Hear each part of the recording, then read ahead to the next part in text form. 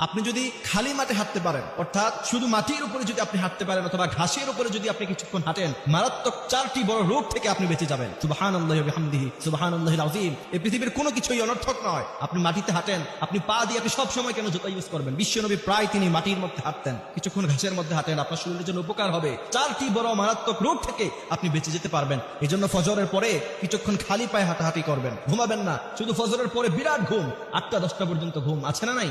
এই জন্য প্রিয় ভাইরা আমার, রাসূল করিম সাল্লাল্লাহু আলাইহি ওয়াসাল্লামের ব্যাপারে হাদিস এসেছে যে নবী করিম সাল্লাল্লাহু আলাইহি ওয়াসাল্লাম বিশাল মরুভূমি তিনি হেঁটে হেঁটে মানুষকে ইয়াদাতুল মারিজ, অসুস্থ ব্যক্তিকে দেখতে যেতেন। এজন্য সেটা আমরা করব ইনশাআল্লাহ। খালি পায়ে যদি কোনো ব্যক্তি হাঁটে, সেটা যদি নিয়মিত করতে পারে, 1 নাম্বার হচ্ছে তার হার্টে কোনো সমস্যা হবে না, হার্টের রোগ থেকে সে বেঁচে যাবে। হার্টের সমস্যা, হার্ট অ্যাটাক, হঠাৎ করে মৃত্যু। বলে যে কি কারণে মৃত্যু হয়েছে? বলছে হার্ট অ্যাটাক করছে। হার্ট অ্যাটাক বর্তমান সময়ের জন্য, বর্তমান জেনারেশনের জন্য খুব বেশি একটা হুমকির কারণ হয়ে গিয়েছে।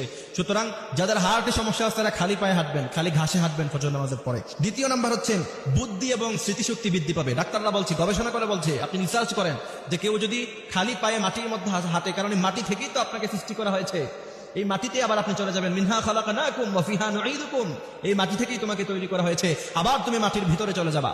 এই জন্য এই মাটির মধ্যে যদি কোনো ব্যক্তি হাঁটে, ডাক্তাররা বলছে তার স্মৃতিশক্তি বৃদ্ধি পাবে। তৃতীয় নাম্বার হচ্ছে তার শরীর ভালো থাকবে, সবসময় সুস্থ থাকবে, ফিট থাকবে। ফজরের নামাজের পরেই ঘুমাবেন না। বিশ্বনবী বলেছেন ফজরের নামাজের পরে আল্লাহ পাকের রহমত দেয়া শুরু হয়ে যায়। ফজরের পরে যারা ঘুমায় তারা কখনো আল্লাহ পাকের রহমত পায় না। এজন্য ফজরের পরেই হাঁটা শুরু করবেন, কিছুক্ষণ হাঁটবেন, শরীর থেকে ঘাম ঝরাবেন, এরপরে সকালবেলা নাস্তা করবেন, রাতের বেলা তাড়াতাড়ি ঘুমিয়ে যাবেন। বিশ্বনবী বলছেন ওই ব্যক্তিকে সহজে কোনোদিন কোনো রোগ আক্রান্ত করবে না। এই জন্য চতুর্থ নম্বর হচ্ছে তার দৃষ্টিশক্তি বৃদ্ধি পাবে। আজকাল আমাদের চোখের সমস্যা আছে না নাই? অল্প বয়সী ছেলে এখনো চোখে দেখে না, তার সানগ্লাস লাগে, চশমা লাগে, লেন্স লাগানো লাগে, অনেক সমস্যা।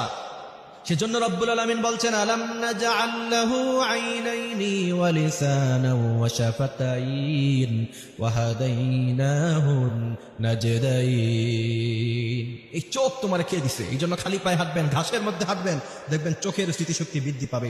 আল্লাহ সুবহানাহু ওয়া তাআলা আমাদেরকে এই কথাগুলি বোঝার, মানার তৌফিক দান